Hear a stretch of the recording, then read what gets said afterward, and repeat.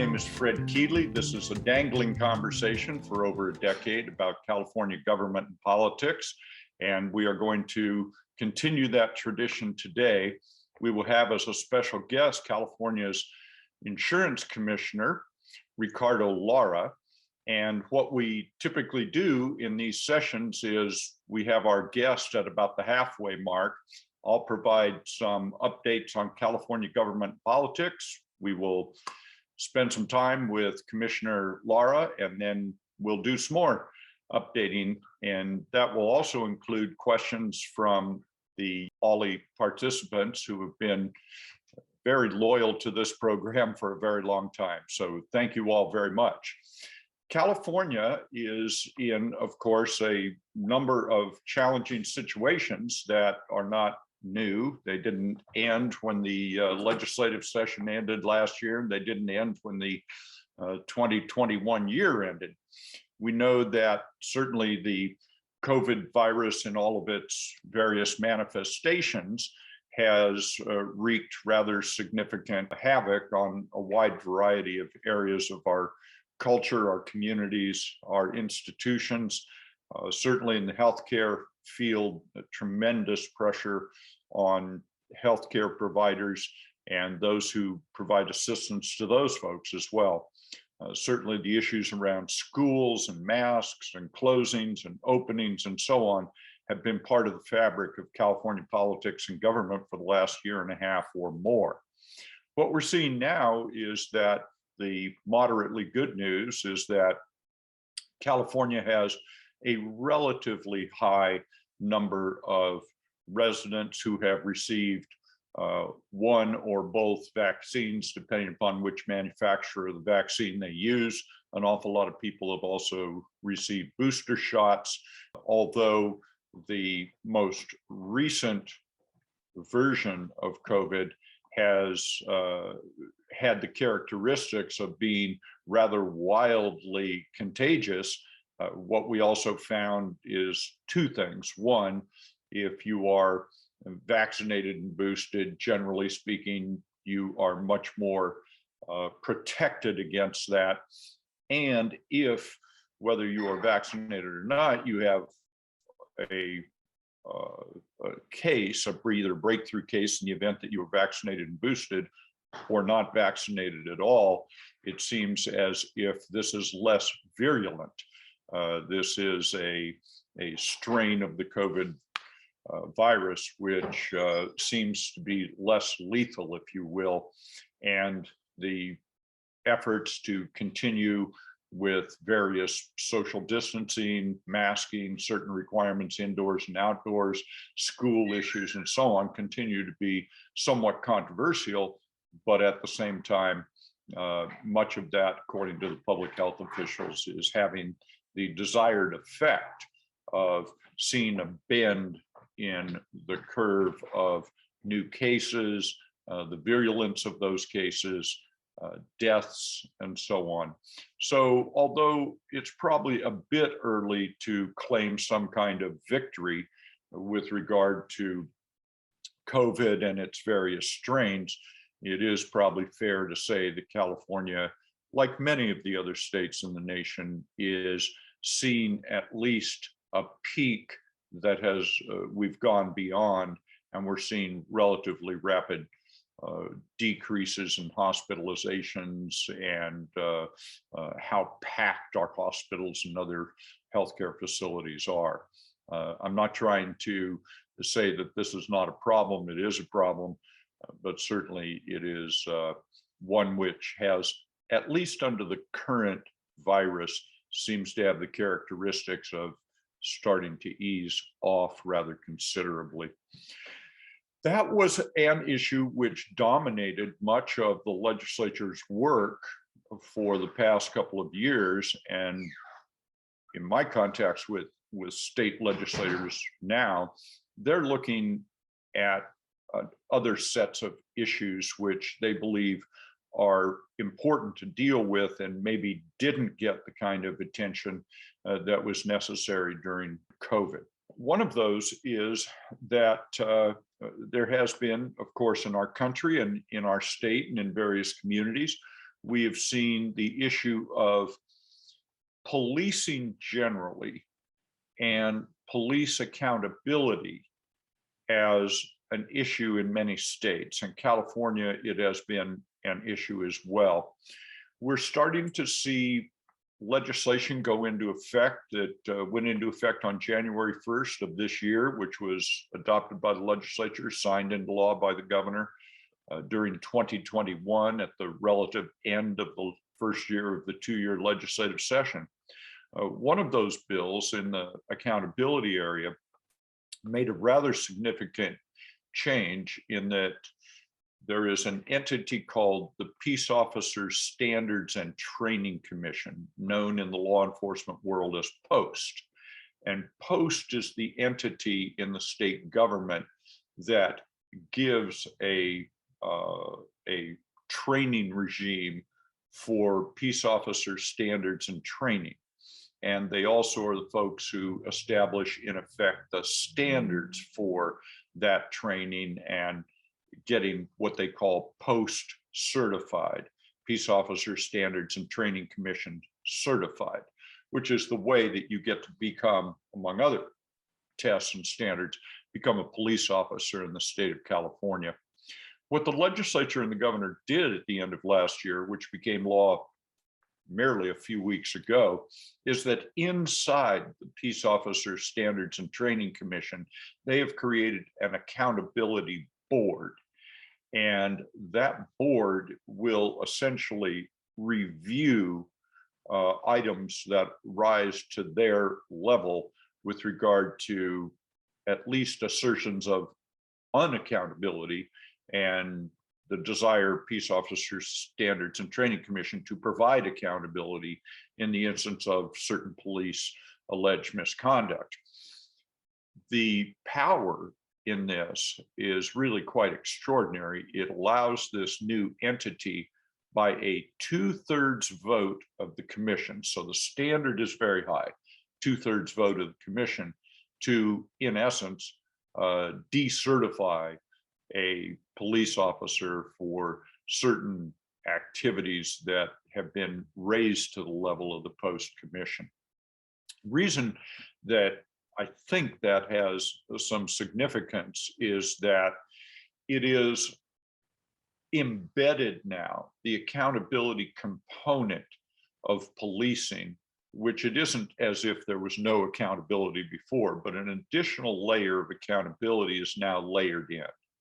A lot of the debate and the discussion around this during the legislative hearings and during the evolution of this bill to the governor's desk were around the questions of, well, would it be better if we, as a matter of state policy, required every police department, every sheriff's office to have essentially this kind of accountability board at the local level? And there was so much pushback on that, largely from the law enforcement community, that the agreed upon compromise was to have this done inside the Peace Officers Standards and Training Commission, which they felt was perhaps a body that is more knowledgeable about and exists to deal with peace officer standards and training. So that became the compromise bill that was able to move its way through the legislature and get signed by the governor. We've also linked to that issue is the notion in California right now that there is some kind of significant increase in crime. And around that issue has been the highly publicized issues of the so-called smash and grab organized on social media, where a bunch of folks show up at a high-end shopping center or high-end retail facility, rush in, break a bunch of stuff, grab a bunch of valuable stuff, and head out. It's called smash and grab. And because that is at least somewhat new, not terribly, but somewhat new in terms of seeing it repeated in various places, it's taken on a life of, in my judgment, of outsized proportions. This is still a relatively rare crime in California and in the nation. And after the holidays, it seems to have gone to about zero. Now, that doesn't slow down the legislature and the governor from still thinking this was some kind of widespread and embryonic problem that could continue to grow and be a problem. So in that context, it's probably worth examining what California's actual crime statistics are. And those are maintained by the California Department of Justice, in effect, the Attorney General's office. And in that, what we see is that on homicide data in 1988, it was 10 per 100,000. 98, it was 6 per 100,000. 2008, 5 per 100,000. 2018, 4 per 100,000. And in 2020, 5 per 100,000. So what we've seen in the data collected is on homicide, for example, is that it has continued to essentially decline since 1988, decade by decade. What we've also seen is that property crimes, and I'm going to put an asterisk on this in a minute, but property crimes in 2011, about 65,000, in 2016, 42,000, 2021, 40,000. Now, I think on that one, you can't really over on the homicide side sort of under-report or not report, whatever it might be. Homicides are homicides and they're going to be reported. So that data, I think, is unassailable. Over on the property crime, I think it's much more gauzy. And the reason I say that is that many jurisdictions have changed how it is you report property crimes and whether or not anything is done about that.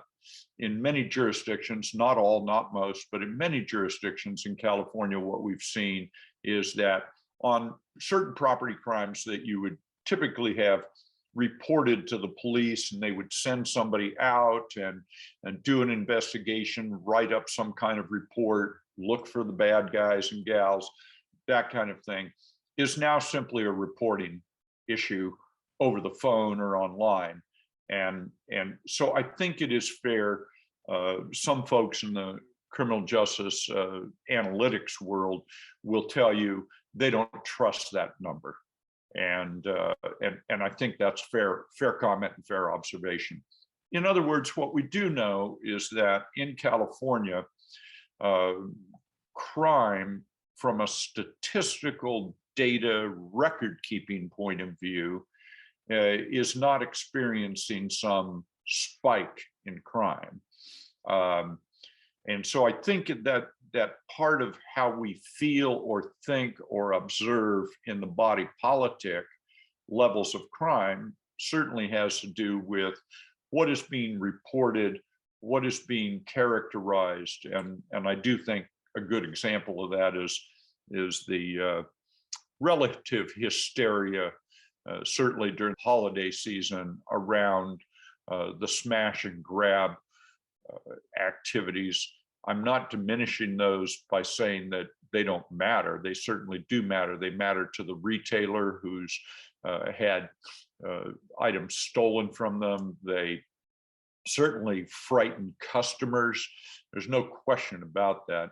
I'm trying to make a slightly, or maybe a rather significantly different point, which is that to use that or media coverage as a way to try to understand what's going on in the crime world, I think that's probably a mistake, and it's probably better to use statistical information provided by jurisdictions throughout the state to the Department of Justice, even if those have some reliability concerns about them. I still think they're more valid than, as Bill Lockyer said many times, the plural of anecdote is not evidence. And so I think we need to keep that in mind as we're looking at various challenges in the criminal justice arena. A couple of other issues that are making a big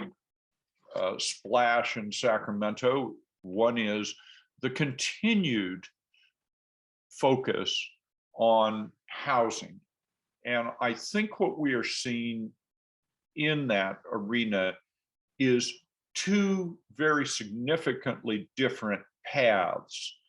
There's an argument that if you simply add enough supply, that it will at some point bend the price curve down so that housing overall will become more affordable. The other school of thought is that that's not exactly a reliable methodology, and there's relatively little evidence in California since the 1960s that that is going to be a viable strategy for increasing affordability of housing throughout California. So we've got a couple of different belief systems, if you will, or approaches to this. One is more of a free market approach.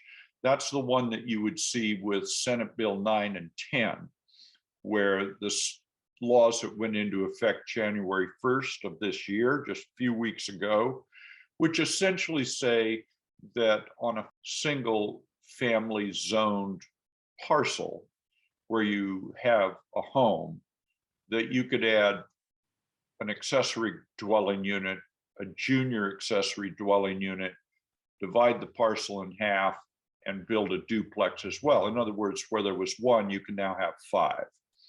And that is by right, not by discretion of a city or a county government. That's by right. Now, there are certain minimum lot sizes in this and so on. Cities and counties can adopt objective standards for that, but not subjective standards for that. So let me give you an example. An objective standard may be a lot size is so small that it couldn't literally accommodate that. That's an objective standard. A subjective standard would be neighborhood character. What does that mean exactly? So I'll give you an example. Where I live in this, I'm very fortunate to live in a Victorian home in Santa Cruz, and I'm just very blessed to be able to do that. Next door to me is an apartment complex. Next house down is an actual house. The one next to that is a house with an ADU. The one next to that is a 6-unit apartment. Across the street from me is a single family home and another single family home. Some of those were built in the 1800s, some in the 1900s, some in the 2000s, some are single story, some are double story, etc. What's the characteristic of my neighborhood? How would you characterize my neighborhood? So that's a subjective standard, not allowed under the law with respect to being able to increase density on property. The other issue in that, it seems to me, is that in order for Senate Bill 9 and 10, which permit this kind of increased density, if what you're trying to do, and this was the assertion of the legislature and the governor, if what you're trying to do is increase affordability, you would think that perhaps what you would do is on at least 1 or 2 of those new units that you can create on your property by right, that they would be deed restricted or in other ways assured to be in and remain in the affordable housing stock. But that is not the case. There's nothing in SB 9 or 10 that requires any of these new units to be affordable. Out on the other end of this, of course, there are folks who say, well, we really do have to do this because we are becoming, I would argue we already are, a continually widening gap between those who are going to be permanent renters and those that can participate in the home ownership market. So another approach to this has been advanced and is being advanced right now in the legislature by folks who may have actually voted for SB 9 and 10 in some cases, but they understand that that isn't going to be a meaningful solution to the housing affordability question. And so they have advanced the idea of currently a $35 billion affordable housing bond being advanced by Senate Majority Leader Emeritus Bob Hertzberg, a Democrat from Los Angeles, who was former Speaker of the Assembly. And a way to think about that is if you survey affordable housing developers, what they're likely to say is that at a minimum, after they've cobbled together density bonuses and tax credits and so on, at a minimum, they're $100,000 per unit short of being able to pencil out a development with regard to affordable housing. Well, if what you did was said, we're going to take this $35 billion bond for housing affordability, and we really want to help communities achieve their regional housing needs allocation numbers in the very low and low income category, a $35 billion bond would get you 350,000 very low and low income housing units, or darn near the number that the state would like to see built in those two affordability categories. So there is, in other words, a debate of belief systems in California in the legislature and in the governor's office between, in effect, a free market approach or a bond-driven affordability approach. My sense is they tried the market-based in the 2021 session of the legislature. That's now on the books. I suspect what's going to happen is they will engage the other part of the strategy, a housing bond with affordability requirements and so on. I think that may be where the legislature and the governor are going this year. What is also happening is that the governor has released the governor's budget. Those of you that have been part of this OLLI program for years understand the budgetary process, and the governor is required on or before January 10th to submit to the legislature a balanced budget.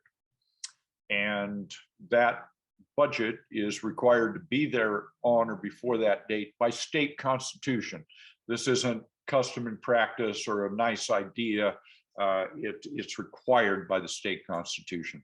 So the governor has done that. Governor Newsom submitted his 2022-2023 fiscal year budget, the fiscal year that will begin on July the 1st, 2022 and go around to June 30th, 2023. Governor released that budget on January 10th, as required by the Constitution. What's that budget look like? What's the first look at that budget? Because what we know about the budget process is that this budget isn't going to be the budget that's adopted by the legislature in June. And we know that for several reasons, but let's start with what does the governor's opening gambit, what does that look like? Excuse me. The governor's budget is a $286.4 billion budget. $286.4 billion. 213 billion of that is general fund expenditures. That is added to that is 65 billion in what are called special funds, another $8 billion in bond funds. So together it's almost a $300 billion proposed state of California fiscal year budget. Where's the money coming from? Money always comes from the same sources, big drivers of the general fund. Biggest driver of California's general fund, personal income tax, the state income tax, which also puts together state income tax and capital gains tax are put together in terms of calculating revenue they are put together. That creates a very important exercise for the legislature and the governor. And that is, when you look at the personal income tax, $130 billion, well, in that, there's going to both be regular income tax, let's say the kind I pay, which is I do a little bit of work here and there, and I get a little pension, a little Social Security, cobble all that together. That's my income, and I take certain deductions, and then that's my adjusted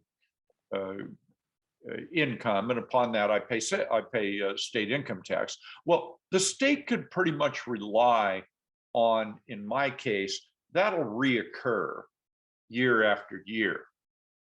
If what I do, if I had it, if I realized a capital gain of some kind, then that's going to happen one time. So the challenge in the budget every year by the Department of Finance and the legislature and the Legislative Analyst's Office is when they look at that personal income tax, what they call the personal income tax revenue, is being able to segregate out what portion of that is likely to be ongoing, what portion of that is likely to be one time. Obvious reason for that, same thing you would do if you were budgeting. What am I going to do in terms of how I expect my annual salary can support what level of expenditures in my home? That you can look at as ongoing. But let's say you had a one-time capital gain. You would not use that typically for ongoing expenses because it arrived one time and it isn't going to happen next year. So you may spend that on a one-time purpose. That may be vacations. You might want to buy an RV. You're going to do some landscaping at your house, whatever it is. But you can probably, most folks are very prudent about in their own lives, segregating out ongoing revenue versus one-time revenue. Same thing at the state government level. You want to be able to do that, because if you miscalculate that and you have assigned too much revenue to being ongoing, you're going to get caught short the next year potentially because you've spent some one-time revenue on ongoing expenses. So that's one of the very fundamental pieces of budgeting in Sacramento, is that issue on the revenue side. Then also what we see is that sales tax is expected to be around $32 billion this year. Bank and corporation tax around $23 billion. This is forecast into the 2022-23 fiscal year budget. So the state thinks they're going to get all revenue sources in about just under $300 billion. And the question becomes, what do you spend that on? In California, what we know is that we have an actual requirement which says certain areas must have money spent on them. They're not really discretionary. The most obvious of those is the effects of Prop 98 a few decades ago, which said that for all intents and purposes, a high percentage of the state's budget must be spent on K-12 and community college education. That is Proposition 98. It is was advanced back in the day by California teachers unions, various unions and various associations, and various other supporters of public education, as a way to make sure that the spending on education does not follow necessarily the business cycle. In other words, that K-12 education has a reliable, predictable source of revenue over time. And that requirement in state law is being met by the governor's proposed expenditure plan. So he's got the revenue plan over here, personal income tax, sales tax, bank and corporation tax, and so on. Over here, the governor's got proposals with regard to spending. In this case, the governor said, well, what we're going to do is we'll spend $70 billion on K-12 education, and that's $16 billion over the Prop 98 requirement for this year. So in this upcoming fiscal year, governor is proposing to overfund K-12 education in the context of Prop 98 minimum requirement.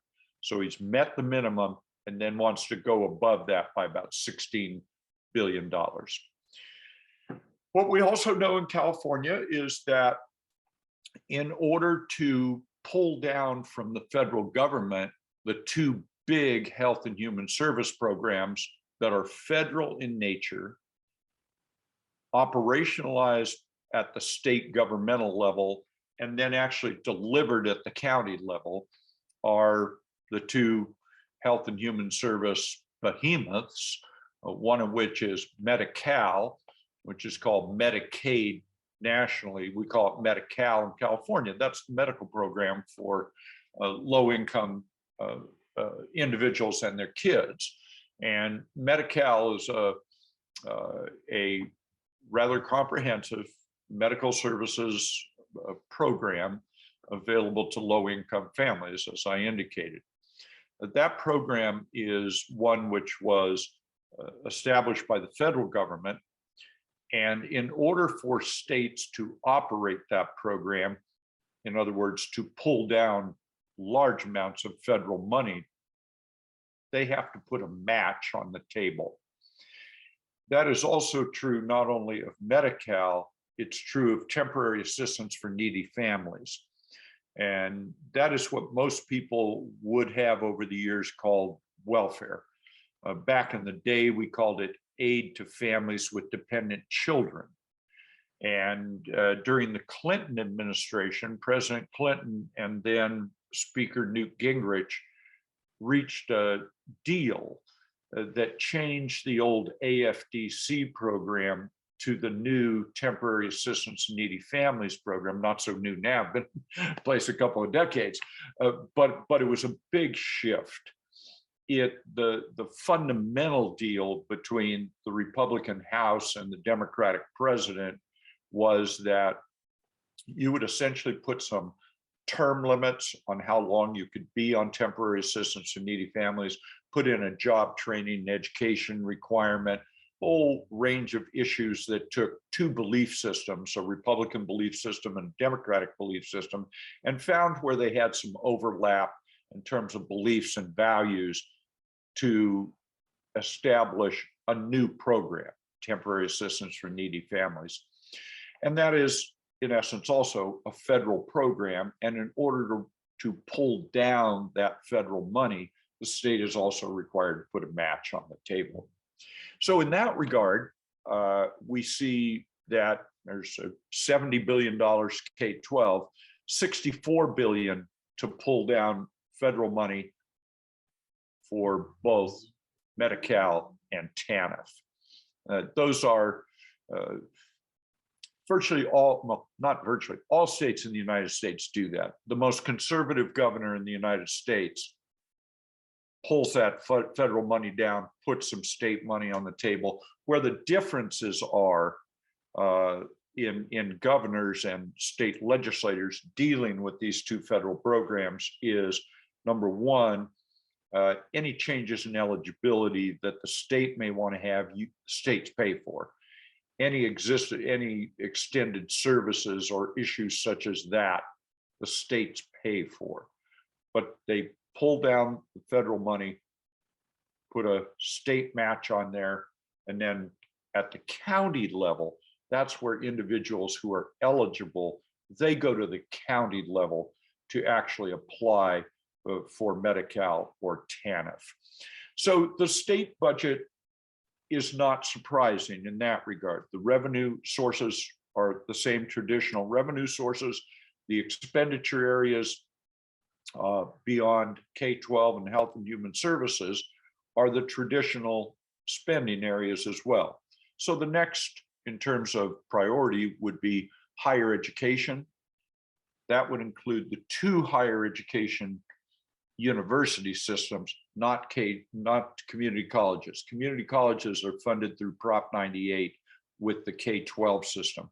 So when we say higher education in the budgetary context, what we mean is we mean the University of California and the California State University system. So for those two, the state is proposing about $21 billion in underwriting of those two statewide university systems.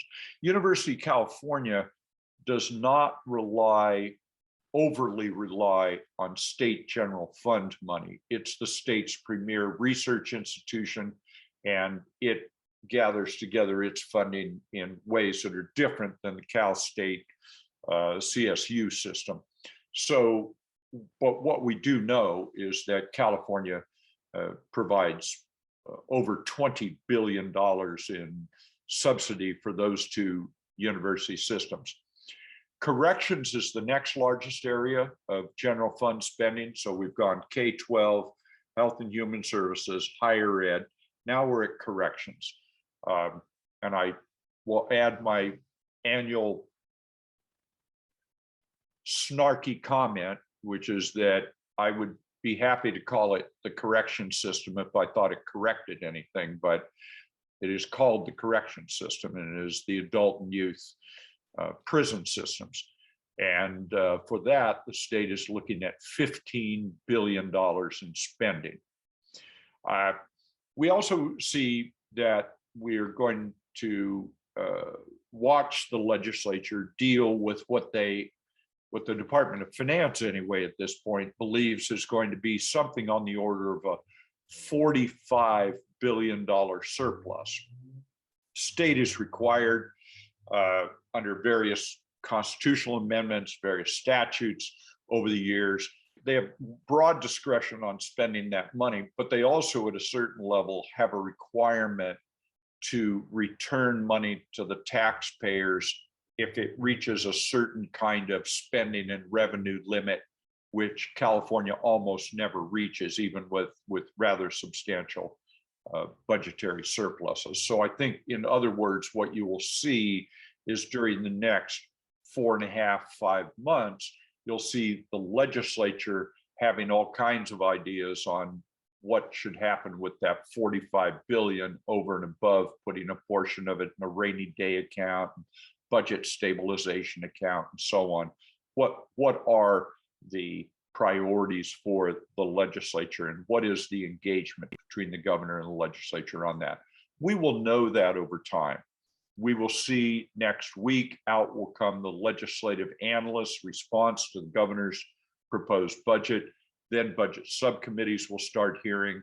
We'll get the May revise, and that's when the real serious work, revision of case estimates and revenues, come through the Department of Finance. They will issue that in May, and that becomes the real debate and discussion around the budget. Those are much more reliable revenue case estimate forecasts than the ones that were used for the governor's proposed budget on January 10th.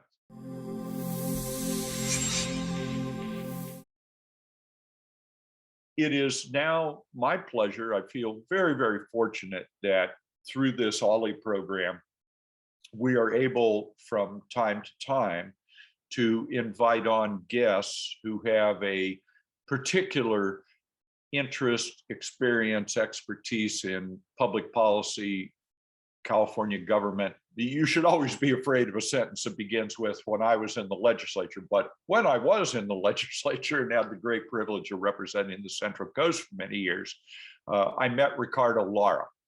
And Ricardo Lara, as I moved on in life and he moved up in life, became an assembly member, a state senator, and now I am very happy to say he is our state's insurance commissioner. And why I've invited Commissioner Lara on is that he has a broad and sweeping view of California government and politics. He's from Los Angeles, knows a lot about the entire state, but particularly right now, where we are seeing issues around climate change, drought, wildfires, other issues which pose very substantial risk and potential losses for folks in businesses and homes. And the commissioner is now finishing up his first term as insurance commissioner and has given these and other issues a lot of thought and a lot of work. And I am very proud to welcome California's insurance commissioner and someone that I consider a friend in this public policy work, Commissioner Ricardo Lara. Commissioner, welcome. How are you, sir? Thank you. I'm great. I really appreciate that the recap of the budget. I needed a quick, Cliff Notes again. So I really appreciate that. Wonderful. Well, how about we do this? How about you take a few minutes, give us an update on insurance in California, your office, what you folks are doing right now to meet some challenges. And then I'll have a couple of questions. We'll open it up then to the students who join us on this OLLI presentation. And really take advantage of the kindness you've extended to give us some of your time. So, Commissioner, what up? Thank you. It's great to be here. As your California Insurance Commissioner, I oversee the largest insurance market in the country, fourth in the world. And of course, what happens in California, we're starting to see already through the western part of our country when it comes to extreme heat and wildfires. And so when I came into office, one of my goals was really to elevate climate change within the Department of Insurance. As you know, insurers are the experts at calculating risk. And what better way than to help us understand what our future risk is around climate change than to be able to start tackling these issues in the insurance space. Because obviously with property and casualty insurance, insurers are already looking at this. And why not share this information with our consumers so that we're better prepared to address the ongoing need, or as I say, we learn how to live with climate change. As opposed to wanting us to constantly fight fires, is how do we live with fire? Because fire has been part of our topography since, the beginning of time. And our Native Americans have learned to live with fire and utilize that. And so what I did is I convened for the first time ever a climate insurance working group made up of international and national environmental leaders, people within the insurance industry, to really look at three major areas that we feel are going to be a constant in our lives, unfortunately, for the foreseeable future, which is wildfires, sea level rise, and extreme heat. These are the things that we're starting to see and figure out. And we know that after every major catastrophe, climate catastrophe, whether it's a fire, a flood, and now we're looking at extreme heat, there's always this, what I call the protection gap, which is those folks that are either underinsured or not insured at all. And who covers those individuals, right? That's gonna have to be government. That's gonna have to be new insurance tools that if we are able to work on community-wide insurance tools, albeit a special district, a city council, or county government, to be able to help offset the fact that there's gonna be a segment of the population that is not gonna be able to rebuild, that will probably not be able to move as quickly or be able to access their benefits because they're underinsured to move on with their lives.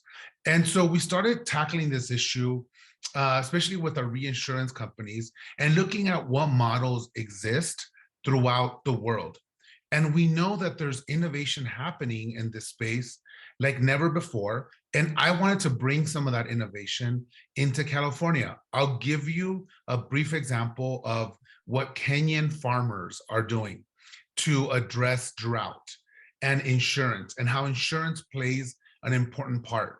So the Kenyan government has entered into a parametric insurance model, which parametric simply means it's something that's tangible, measurable, that triggers the release of funds, and not having to wait for the federal government, in our case would be FEMA, to be able to access funds to be able to address the issue immediately. So they've gotten to the point where they can extract vegetation in certain parts of Kenya and be able to determine by the vegetation the drought that may be coming.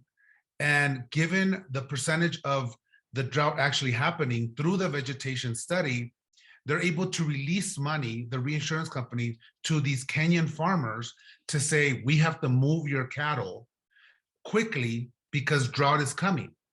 And so it gives time for the farmers to protect their cattle so they don't lose livestock under the impending drought. And so it's been able really to revolutionize how they care for their cattle, how you move cattle, how you measure the moisture in the vegetation. And so these are exciting kind of things that are happening where insurance is now playing a really important role in climate change. Oregon has a fire fund that they pay, just like, as a state, they pay their premium for an insurance product, a wildfire insurance product, just like you and I pay for our home or for our cars.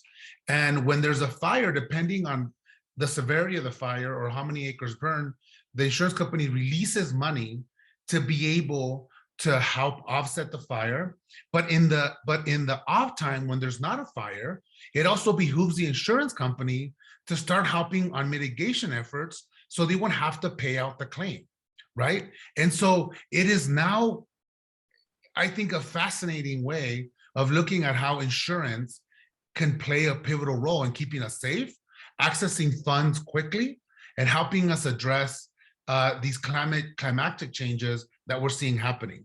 And so, we're starting to figure out how we implement some of that in California, and has been some of the most exciting work that I've been doing as your California Insurance Commissioner. Commissioner, thank you for that.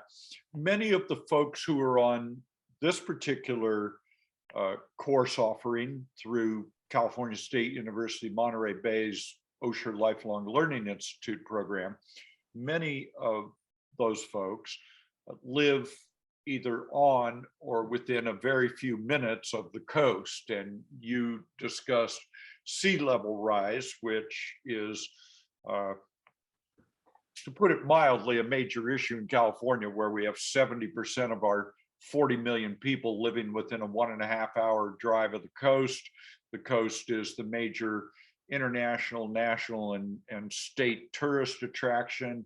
It's all of its economic consequences on the visitor serving industry, as well as all the fisheries and other issues out there. But from an insurance commissioner point of view, what do you see in the sea level rise space of climate change, and what you as the insurance commissioner and the department are able to try to undertake in that regard?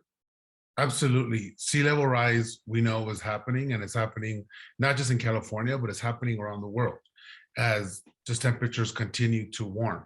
And so for us, as the insurance commissioners, looking at all those properties, all the infrastructure that we have along our coasts, and the fact that it's going to become much more difficult to insure these properties, right?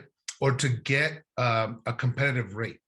And so a couple of things that we're doing is really looking also, for years, we've neglected our natural infrastructure.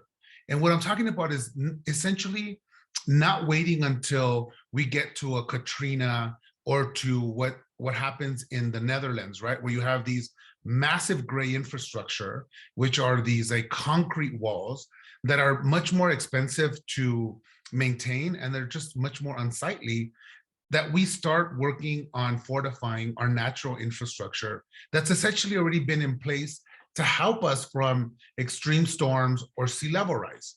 I'm talking about our coastal marshes, I'm talking about our wetlands that have been there to protect us from an encroaching ocean, but also are also absorb carbon at a greater rate than anything else, right? And so, and we've seen examples of this in after Hurricane Sandy, when sea level was encroaching, they were able, those coastal marshes were able to absorb a huge amount of water, but also protect properties along the coast that was around $26 million, right, in total. And so we're now looking at, and the insurance aspect is, again, how do we start restoring a lot of our coastal wetlands and marsh and coastal marshes using insurance models and mechanisms that help us protect not only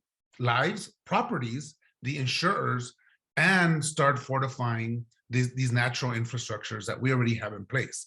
And so there's a couple thoughts around here, is looking at, again, a parametric model where coastal cities, coastal counties, special districts, or even a water district, for example, can enter to start doing the conservation that is needed, because we also know it's costly and we don't want to put another tax or another product for the consumer, but it could be done by existing funds through these special districts to be able to then start doing the work that needs to happen to restore a lot of our natural ecosystems.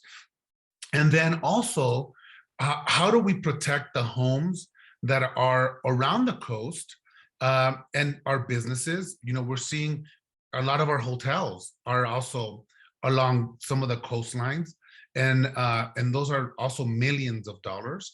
And looking at how we start looking at insurance as a way to come up with innovative products to help our communities along the coast, and then also having the frank conversation about how we build, where we build, and where do we draw the line along the coast, knowing that, you know, we could do all this and yet we're still seeing the devastating effects. So one of the things that we're looking at too is around the coral reefs, around the different coastlines that we have, and making sure that those are fortified, because we know that the coral reefs around our coast are the ones that are also stopping this water influx from coming into the coast like we've never seen before. And so again, it's a three kind of prong approach, right? Is how we build, where we build, how do we fortify our natural infrastructures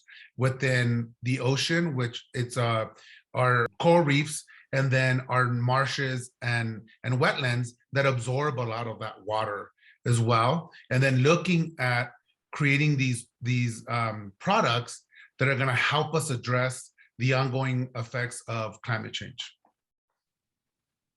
Thank you, Commissioner. Especially on the issue around wetlands, I think that that's a very important approach.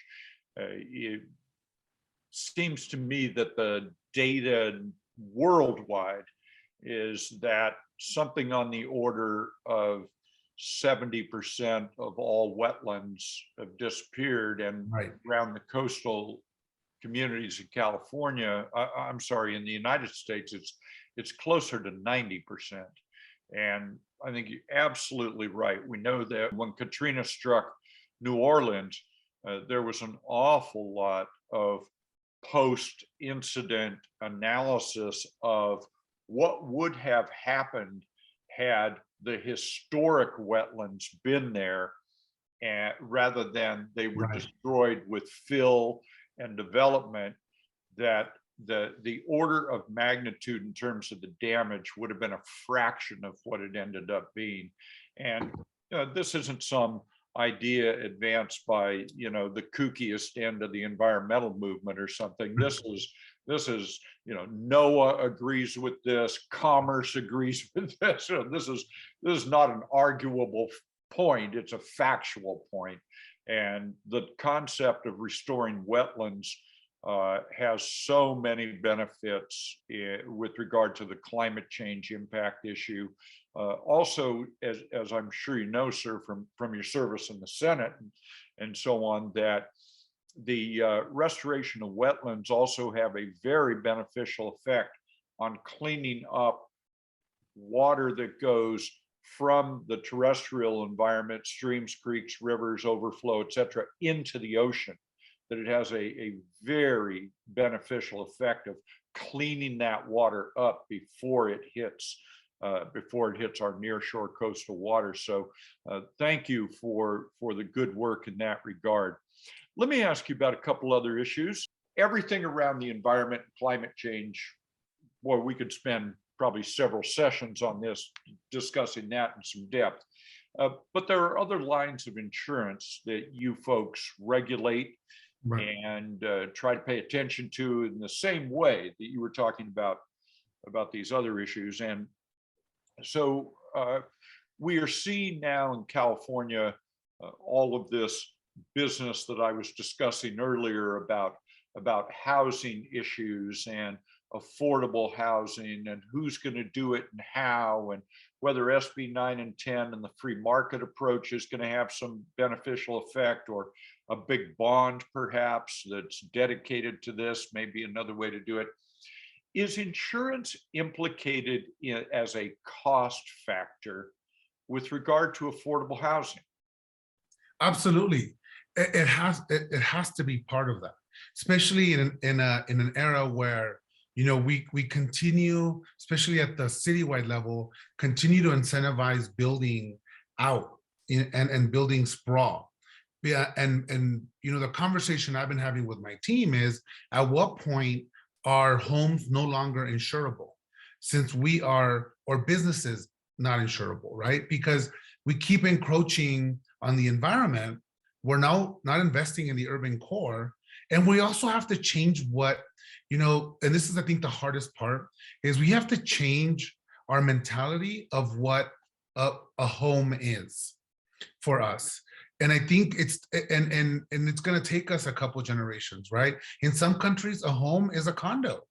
In some countries, a home is an apartment. We tend to think that a home in the United States is, you know, suburban sprawl, a yard, a garage, and that's been detrimental to the environment, in my opinion, in terms in some communities, in some areas. I mean, look at Santa Cruz. Where are you going to expand, right? And so let's start talking about investing in the urban core, because affordable housing, it is a misnomer if we're going to build housing in a part of the state that's either going to flood or burn and potentially kill you. That's not affordable, because you're not going to be able to find insurance. Now, there's mitigation that we're doing. There's incentives that can exist in communities that can offset some of that risk. But I think we have to have that honest conversation. And that conversation starts, in my opinion, with our local government folks and some leadership there that are, you know, also under the pressure from creating affordable housing and really reimagining what housing is as we move forward, right? And I think those are things that are important. They're not going to be easy answers, but we have to have that honest discussion that in some communities, building out is not a possibility, and that homes in certain areas that continue to encroach on the environment are not going to be insurable. So insurance has to be part of that discussion, because you could build a home if you're not going to find insurance for it, or if the insurance is going to, you know, switch your debt ratio where you're paying more for your premium than for your mortgage, then it makes no sense. Let me ask you this. I think it's a tough issue to wade into, but let's go for it. In the last couple of years in the legislature with regard to housing, there has been what some people would call an assault on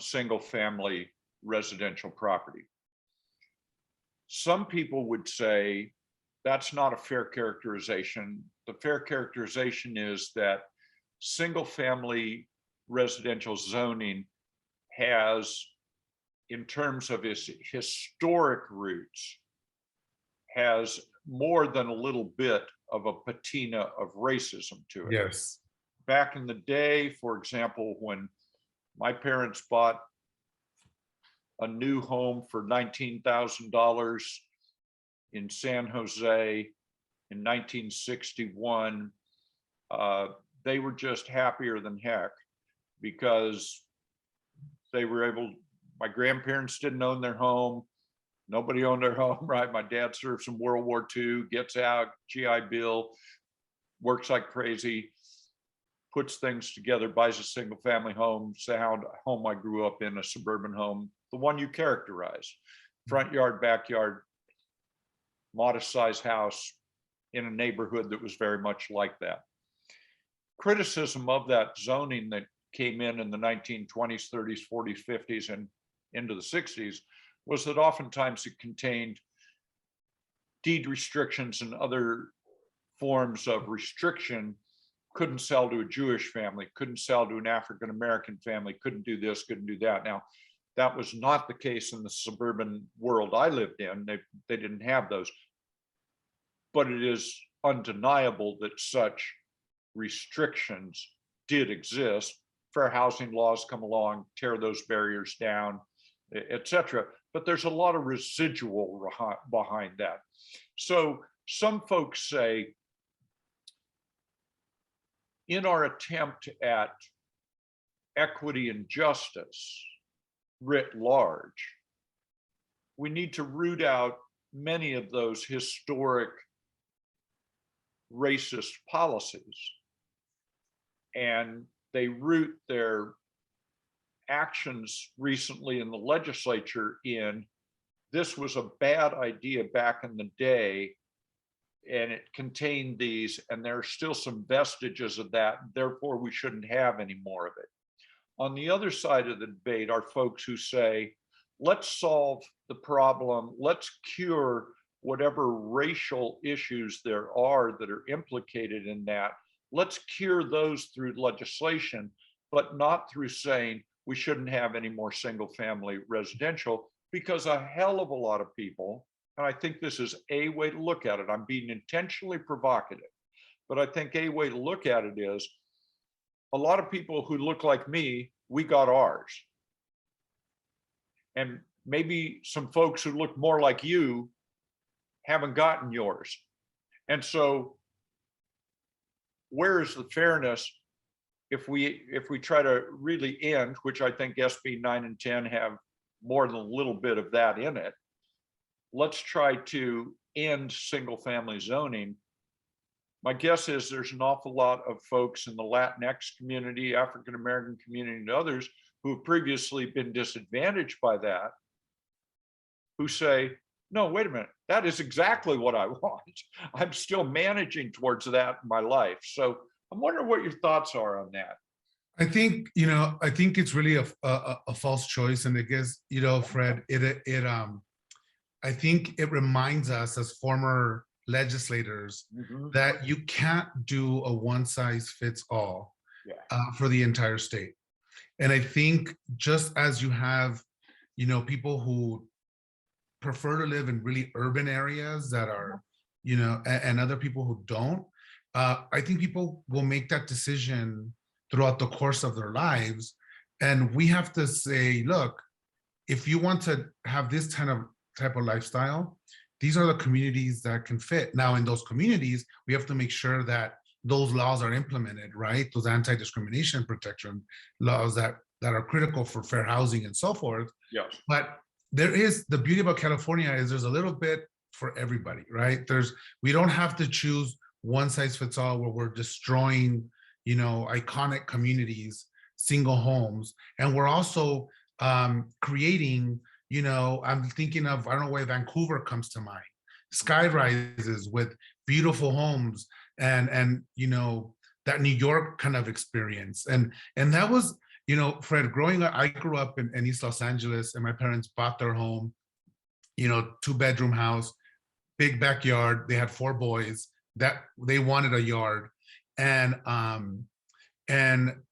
I had to switch my own thinking of, wait, that's maybe not for me. Maybe, I'm okay living in my condo. I love my building. I love the amenities.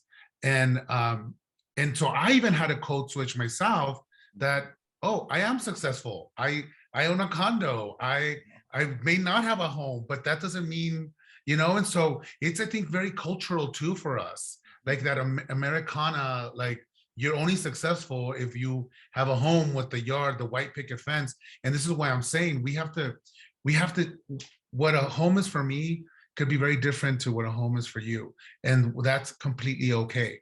And I don't think we should destroy communities, quote unquote.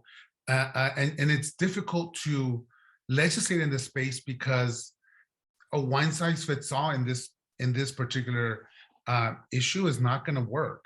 Because I love visiting these communities that have these beautiful homes and thoroughfares and so forth.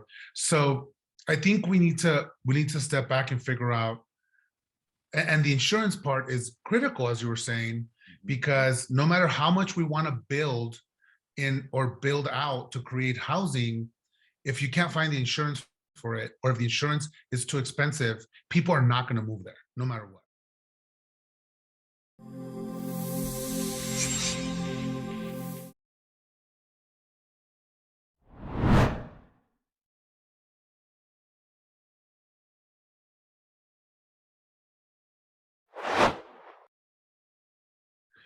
So, after the recent fires, actually, we've been seeing, I have to say, a 10% decline in non-renewals. So, which clearly indicates to me that what I'm working on is working. So one thing we have to do, and I visited over 39 counties before COVID that have been really impacted by wildfires. Couple things we need that I kept hearing from consumers. We need full transparency on how these fire risk scores happen.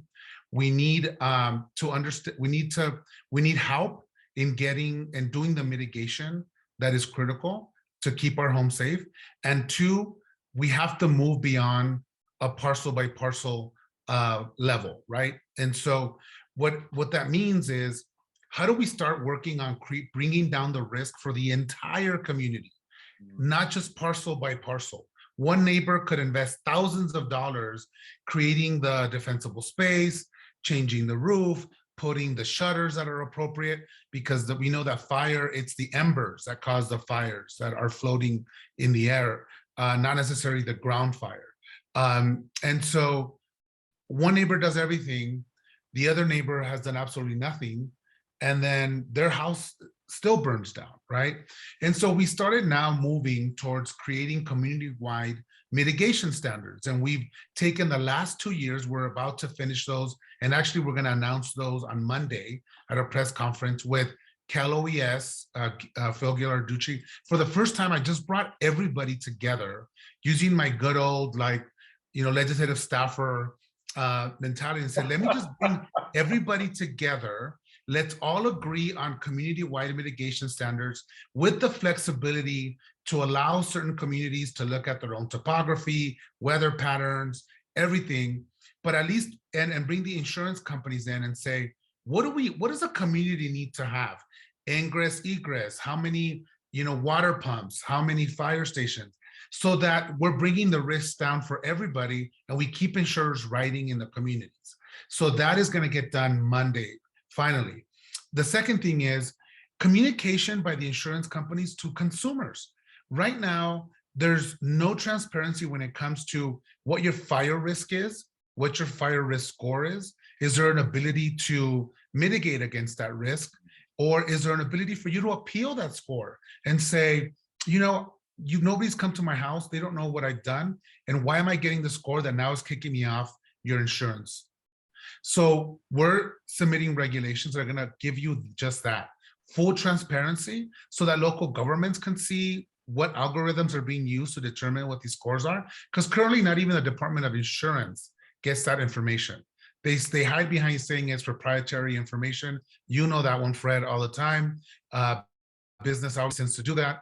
But we're like, no, no, no, we need to give people the tools and the information so that they could empower themselves to do the right thing. And then the last thing is, how do I help consumers that cannot afford these changes? Even anybody, right? This is costly. So we're going to mandate that consumers get discounts for the mitigation that they've done or doing on their property. Just like the good driving discount. You know, how do we incentivize good behavior? We should be giving you discounts to be able to do this work. We're doing that as well. And so these are all things that are happening and should be done this year, and really putting California at the forefront of doing some really innovative things in the wildfire space.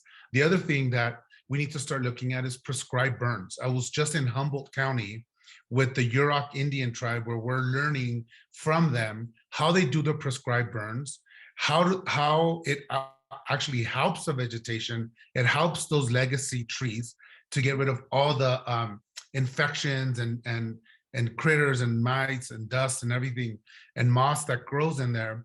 And it actually empowers these legacy trees to continue living, and it cleans the forest from all this fuel load to protect the communities. And so now you're seeing a legislature, and you're seeing a governor we're putting millions of dollars to start figuring out how do we do these prescribed burns. Now, the challenge on my end is how do I move quickly on liability insurance that's going to be affordable to allow for these prescribed burns to happen? And since we've never done this before, as you can imagine, there is some hesitation, but we're having those conversations with the industry about creating some sort of state backstop, some sort of fund that we have to protect folks in case of fire getting out of hand. But we have to start again learning how to live with fire. And these are the kind of techniques and strategies that we've been implementing at the Department of Insurance. Thank you, Commissioner. Before we go to the next question, I might, on behalf of the folks who experienced the loss of their homes in the CCS fire, which is the Santa Cruz Mountains fire a couple of years ago, I want to thank you for something that I believe you may be the only insurance commissioner who's ever done this, and that is that you took the Department of Insurance out to the communities rather than them having to deal, if they needed the department's assistance, having to try to navigate the nameless, faceless bureaucracy of the Department of Insurance. And God love you for being a good insurance commissioner, but still, if you've just lost your house or whatever, Right. you're already traumatized enough trying to figure out how the hell state government works. But I want to thank you. I've got a lot of feedback over the last year or so from folks who were burned out in the CZS fire, for the fact that you folks were on the ground there. And one of the things that I kept hearing from people was that the department was saying, don't sign anything right now. While you're in crisis, there's going to be a push. And in fact, the insurance companies, and I'm not anti-insurance company for God's sake, but we see the insurance companies over the decades actually advertise, a disaster hit, and within 24 hours, we were giving out checks. And I heard feedback from folks that your department was actually saying, you're in crisis right now. You're in a traumatic experience. Don't take the first thing that's offered to you. Right. Let us help you understand what your rights and obligations are here. I just want to give you a little shout out for that. No, I appreciate that. Important stuff. The minute that the first responders allowed me to come in, we were there. And the reason we ask people not to sign anything in crisis is because the insurance company is telling you, yes, within 24 hours, we're cutting checks, but they're cutting 60%, 70% of what you're actually owed when you're owed 100%. And so, and in some cases, that's something that is okay for your family, but for the majority of folks, then later when, you had some time to calm down, the first thing is to find you shelter, and we're able to change the law to give you displacement money quickly to find a place to live, so that then you and your family can start making those decisions. And then you have out-of-state adjusters that were coming in that didn't know what our consumer protection laws were. So one of the things is I told my staff, we're not going to wait for people to call 1-800 number. No offense to 1-800 numbers, Right. but we need to be out there having these one-on-one conversations. And at certain times, we were having 500, 600 people per town hall, something that we have never done before. So I'm very proud of my team for going along with me. Again, Fred, as a former district staffer, we put these town halls together all the time. Right. So putting some of that little legislative experience into the executive has gone a long way in this space.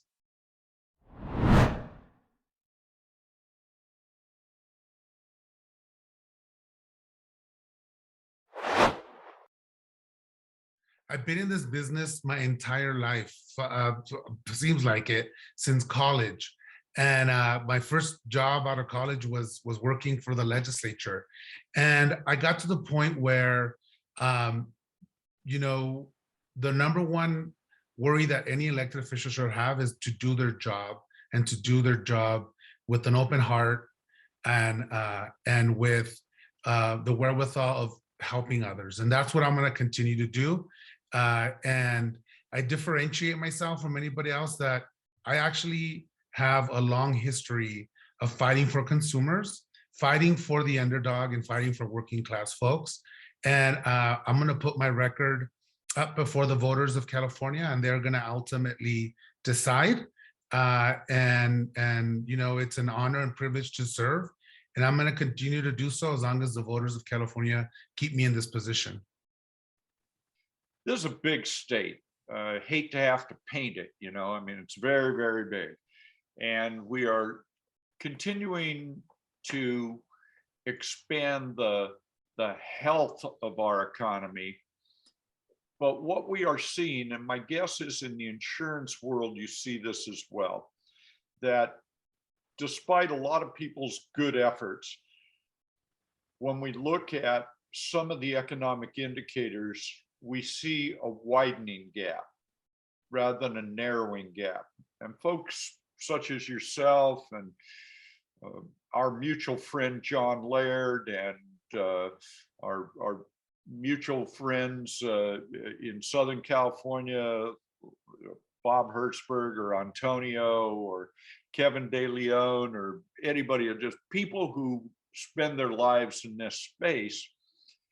Democrats have been in control for a long time in California government and politics. We haven't had a real Republican governor since Pete Wilson. I'm not sure how I would characterize Arnold Schwarzenegger, only in the regard that he was a bit of an unusual Republican. And certainly in the legislature that you and I have served in, and both staffed prior to that, we haven't seen Republican control of either house since 1994. So a way to think about it, if I was a voter, I'd say this is a Democratic state and Democrats are in control of everything. Therefore, they are responsible for the status quo. It's not like we just got control. That's fair. Absolutely. And so in terms of bearing that responsibility, especially on the issues around equity, and they manifest, we've already talked about it. It manifests itself in your world, in insurance, in housing, in education, in all these ways.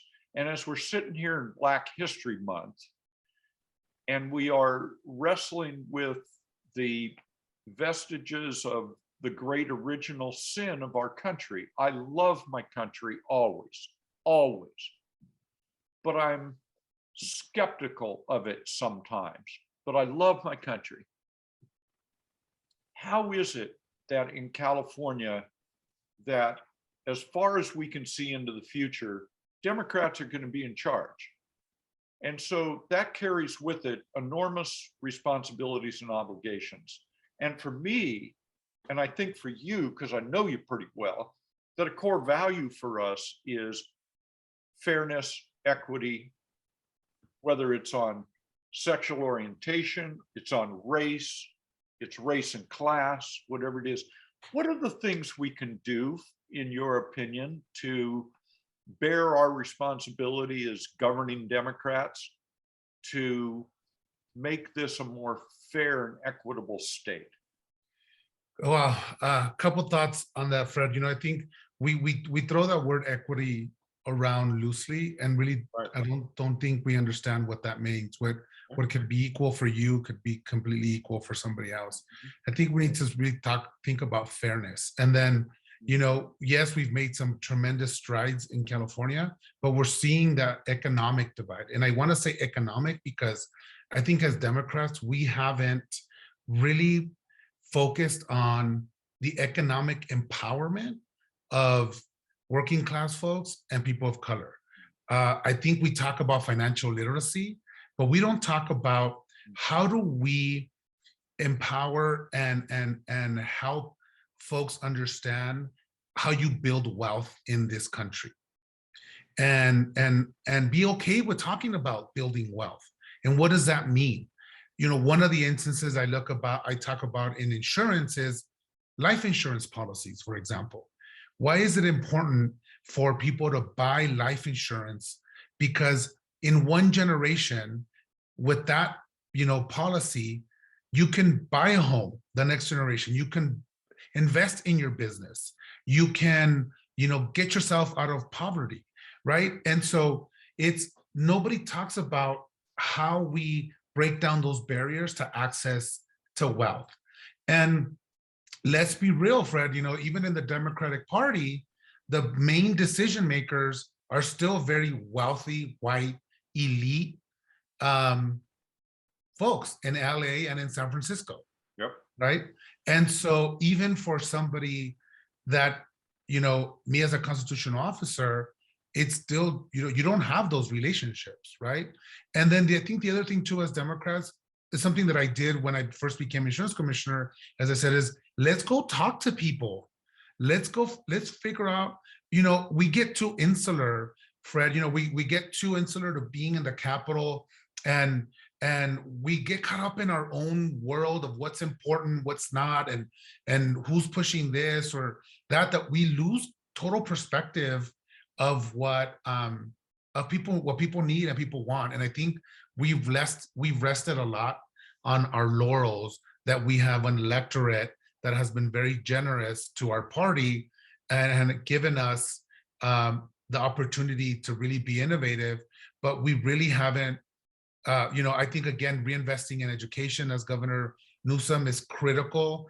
Childcare, all those things that people had before to be able to help themselves, we're bringing back. And I think that's going to pay back in dividends.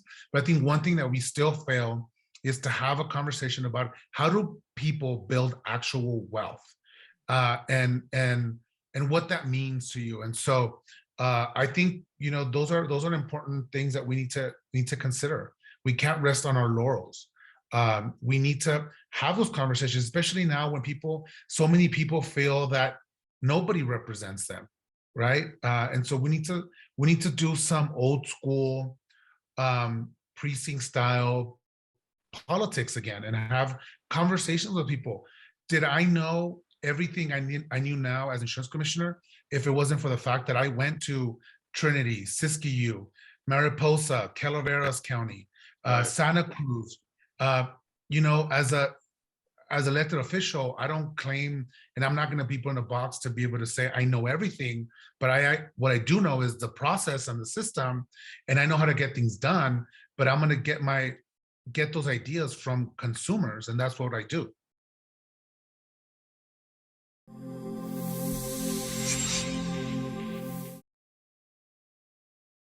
Commissioner Lara, thank you for being so available and forthcoming. I always enjoy our time together and wish you the very best. Thank you for being our insurance commissioner and approaching this from a very human needs point of view. And I appreciate your good work. We thank you for sharing your time with us here at the Osher Lifelong Learning Institute at California State University, Monterey Bay. Commissioner Lara, thank you, my friend. Thank you. Thank you. See you soon. We've got a few more minutes, and I would like to talk a bit because the commissioner raised, or actually one of you raised the issue of California's elections. So this is a big election year in the state of California. Why is it big? It's big because all of the state constitutional officers are up for election, or all of those offices are open. Every state constitutional office is currently held by an official who can run for re-election, except for the state controller, Betty Yee. She is now finishing up her second four-year term, so she will be termed out of her state constitutional office as controller. The other offices, governor, lieutenant governor, the attorney general, the treasurer, the insurance commissioner, those are all held currently by folks who can seek a second term.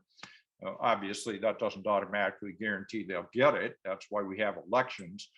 But all of the state constitutional offices are up, and one of those will be a open seat controller. The rest will be incumbents seeking re-election. We also have elections in all of California's congressional districts, because members of the House of Representatives serve two-year terms, so they're up every single time. Same is true of the 80 members of the California Assembly. They're up every 2 years. And half of the state Senate's 40 members, which is to say 20 of them, because they serve four-year terms, 20 of them will be up for either open seats or up for re-election. So we're going to have all the constitutional offices, every House seat, every Assembly seat, and half the state Senate. And they will all, except for those who hold statewide office, because it's a statewide office, but any of those, Assembly, Senate, and Congress, they're all going to be run in newly drawn districts. Some of those districts are largely the same. Some have had a little bit of change. Some have had a rather substantial amount of change. And as we know, all of this business around redistricting was done by California's constitutionally authorized and voter approved Citizens Independent Redistricting Commission. We talked a bit about this last year. Now it's becoming not abstract, it's becoming very real on the ground throughout California. Here in the Central Coast, our state Senate, the state Senate seat that covers Santa Cruz County, Monterey County, parts of San Luis Obispo County, little piece of Santa Clara County, currently held by State Assembly member State Senator John Laird. John is not up for re-election because he was just elected to the Senate in the election in 2020. So he is halfway through his first term. He will be up for election again, or the seat will be up for election again in 2024. And that district has largely stayed the same. And these redistricting maps are good for 10 years. They follow the census that's done nationally every 10 years. Use that data to decide where growth has happened, where growth has retreated, and so you redraw those maps so that there is equal representation down to a very, very fine grain difference. Only a handful of voters can be, more or less in a district. It gets very, very precise based on census data. So the Citizens Independent Redistricting Commission this year made a number of changes using the three lenses that they can look through: census data, Voting Rights Act, and a concept called communities of interest, which is perhaps the gauziest of them all. A community of interest could be a political subdivision line, a school district, a city council line, a supervisorial district, whatever. It could also be a geographic boundary. It could be the Pajaro River, which is the center line of which divides Santa Cruz from Monterey counties. It could be the peak of a mountain range. It could be all kinds of things. Community of interest needs to be supported with facts, but the concept of communities of interest is different than, let's say, census data, which is very precise, or the remaining elements of the Voting Rights Act, which are relatively precise. The concept of communities of interest is gauzier. But those are the only three lenses you can use to look through when drawing new lines. Citizens Independent Redistricting Commission held a number of public hearings. There were ways for people to submit individual maps for Assembly, Senate, Congress, Board of Equalization. And after a series of public hearings, 3 sets of draft maps that the public reacted to, Citizens Independent Redistricting Commission adopted final maps. For the Central Coast, as I indicate, the State Senate District, not much different. The Assembly districts are somewhat different. The Assembly district that Mark Stone currently sits in, which was the Assembly district largely, was the Assembly district I had the privilege of representing. That has changed rather substantially. And that is that part of Santa Cruz County is now attached to a district that goes eastward into the Silicon Valley. That's the seat that Mark Stone, because of where he lives in Scotts Valley, that's the district he will seek re-election this year in a very different district. This will be his last re-election. Mark, under term limits, can serve 12 years. He served 10. This is his last re-election. Then in 2024, that will be an open seat. In the district that takes about half of Santa Cruz, the southern half of Santa Cruz County, and goes down into Monterey County and then goes down into San Luis Obispo County, that much of which Mark Stone represents now, but he's now going to be in a different district. That district is, for all intents and purposes, an open seat. There is no incumbent in that seat as the district is drawn. So we see a couple of folks making a play for this. There's an elected official named Don Addis, A-D-D-I-S, in San Luis Obispo County. There is a Seaside City Council member named John Wizard, who is also seeking, both of those are Democrats.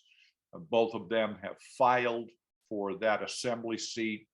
And I think you could probably expect, because when somebody gets to start their 12-year run in the legislature, unless there's significant problems for that legislator, you're probably going to be relatively safe in terms of getting reelected. So really the opportunity for someone to move into the state legislature is in that open seat. What we can see is that I suspect that race will get more crowded as we get closer to the March filing deadline for the June primary. When looking at the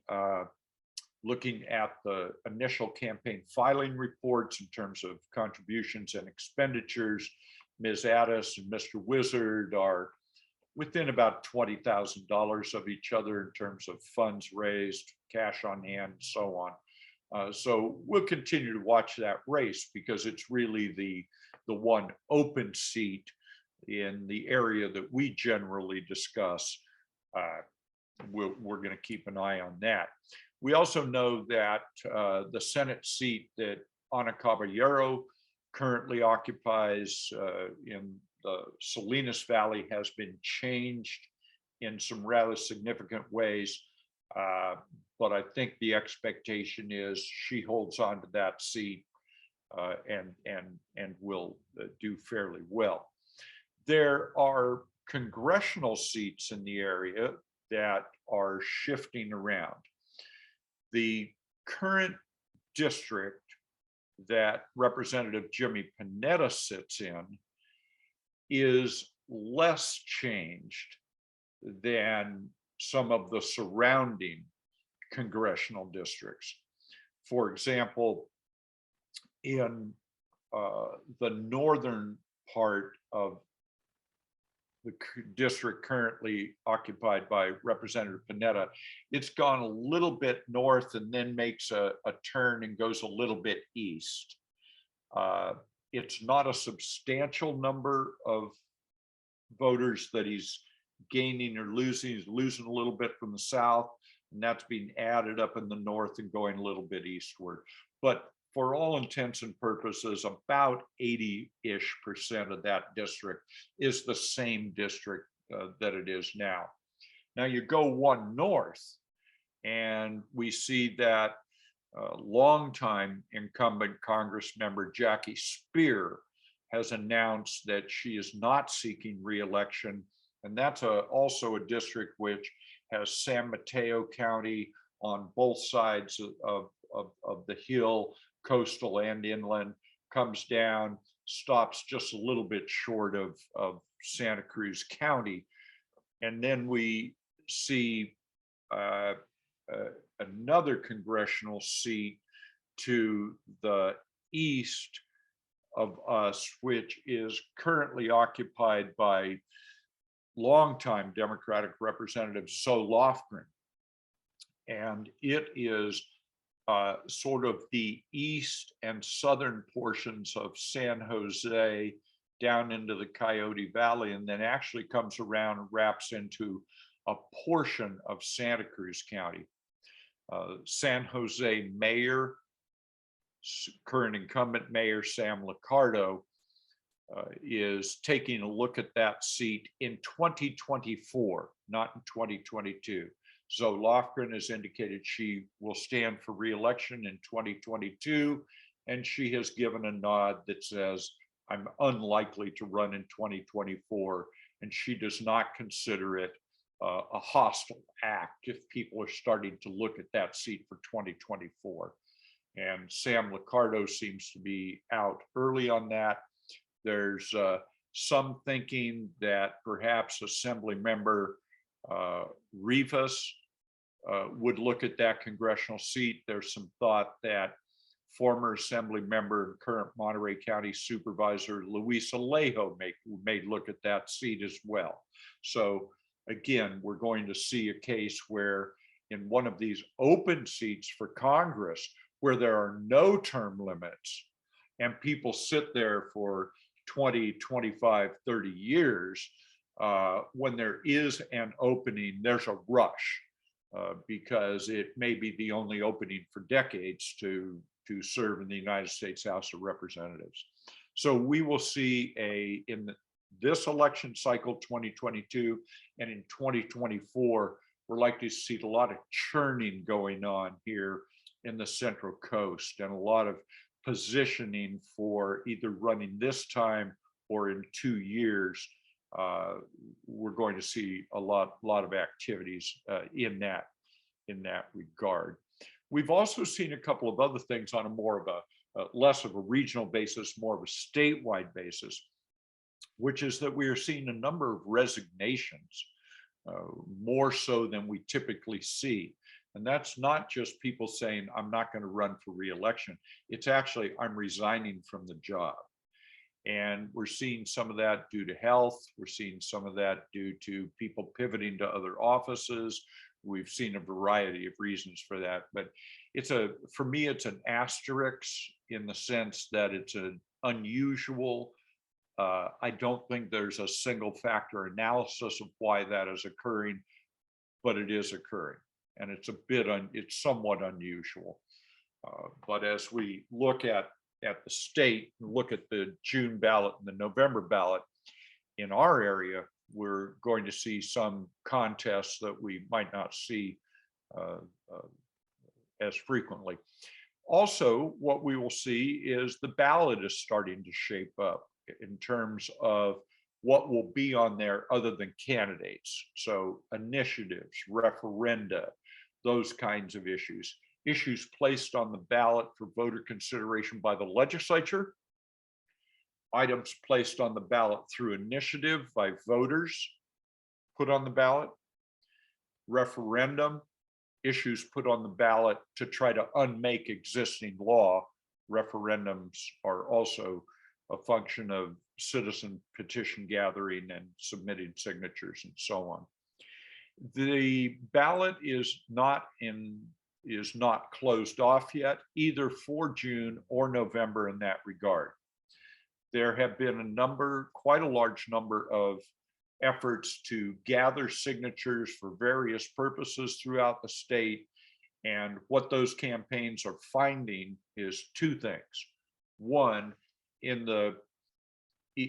even with the numbers trending in the right direction relative to COVID, going around and collecting signatures for ballot measures is not the easiest task in the world right now. And that's why we're seeing unprecedented levels of pricing by professional signature gathering firms. The price per signature gathered is very high.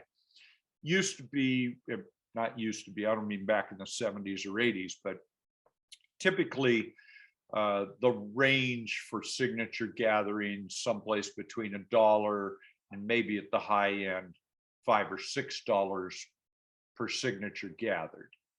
This year, we're seeing the floor around $10 a signature and the ceiling right now around $13 a signature.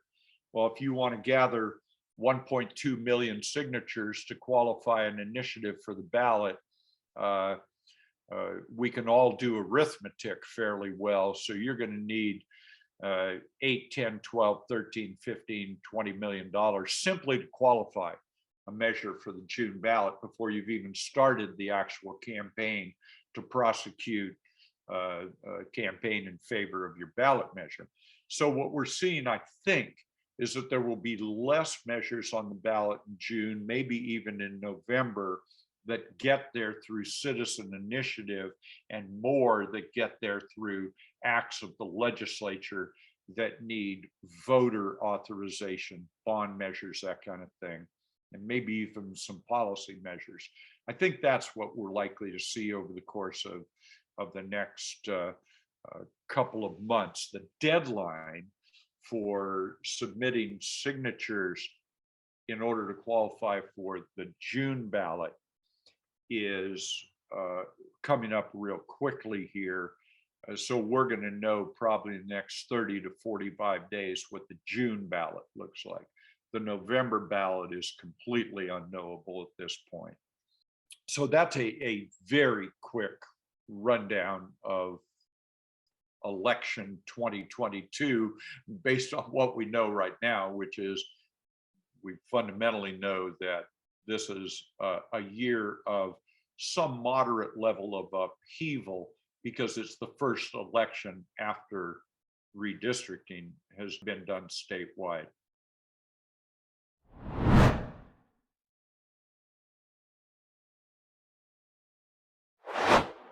I should, by way of full disclosure, indicate that Leon Panetta and myself and some other people were kind of the core group that placed the Citizens Independent Redistricting Commission on the statewide ballot that was approved by voters, I don't know, 15 years or so ago. So I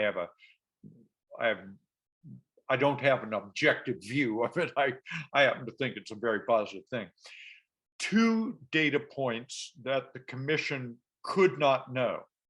They were prohibited by the constitutional amendment from knowing. And that is, number one, party registration. That data information was no place available to them, and they were instructed not to go look for it. Secondly, they could not know where incumbents lived. Now, if somebody from the Central Coast was on the redistricting commission, you knew that Jimmy Panetta lived in the Carmel Valley or whatever it may be, then you know it. You can't unknow it. But the commission under state law, party registration or partisanship data not available, residence of incumbents not available. And the reason for that is because this is an exercise in voters selecting their elected officials, not elected officials selecting their voters, which is what the previous system looked like. So, but as to partisanship, most folks who have looked and attempted some kind of analytical look at that question will say that the redistricting has closely followed the census data in terms of California is a very blue state, and it is getting more so all the time, not through gerrymandering or redistricting. It's simply a function of the demography of the state. California is getting younger and browner every year. California is getting more Democratic each year. More Democrats, then there are decline to states, then there are Republicans. So I think what we'll see in this next decade, not as a function of gerrymandering, but as a function of the redistricting following the realities of what's going on in California's demography, is you're going to see the current Democratic supermajorities continue to be in place. I don't see a scenario in which those are very much threatened. Certainly majority hold over the Assembly and the Senate is very likely to continue. Whether they continue to have 2/3 vote or more in both houses in order to pass bills that have urgency clauses or have appropriations in them, I think that may be debatable, but I think it's very likely you see California's Democratic supermajority to hold and probably increase a bit.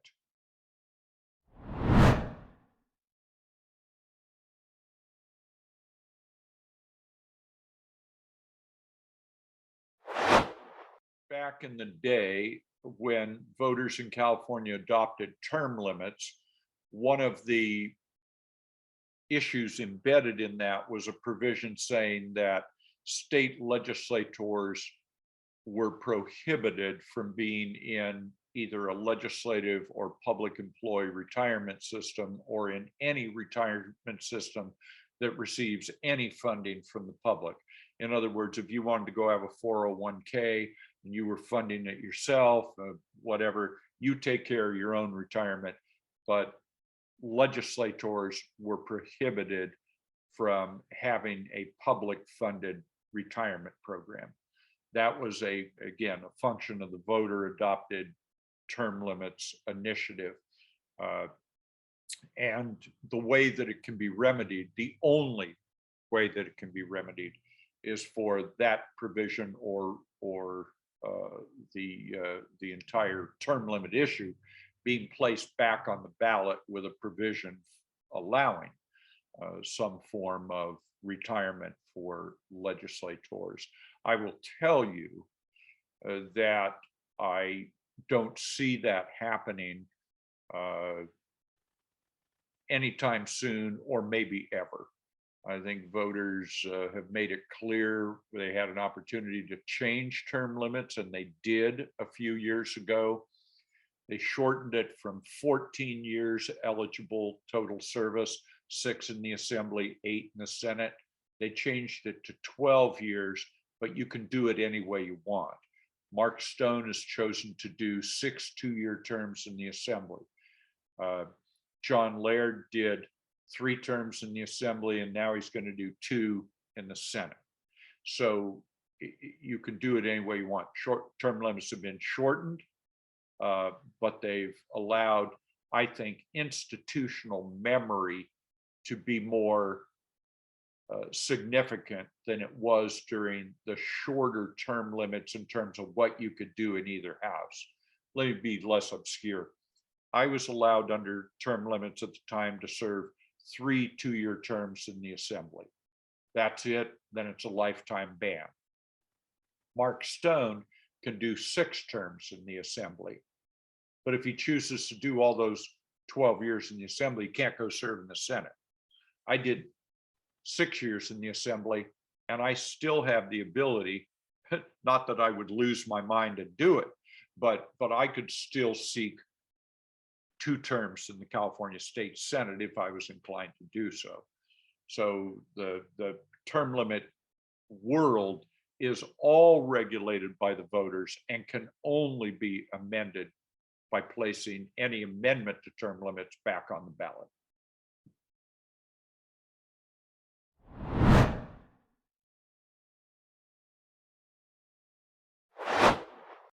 The infrastructure bill got through. Build Back Better is not going to get through. The only hope for Build Back Better is that it is divided up into a series of individual pieces of legislation, negotiated independently, one not tied to the other, move those through on an incremental basis. I even think that that will be beyond the capability of the United States House of Representatives and the United States Senate to get done. I think there's almost no hope for the so-called Build Back Better package. There may be some relatively small things done here and there, but I don't think much will be done prior to the midterm elections. On behalf of the Osher Lifelong Learning Institute program at CSU Monterey Bay, my name is Fred Keeley. Thank you very much for joining us. Consider making a donation to Ollie's program. Thank you very much and good day.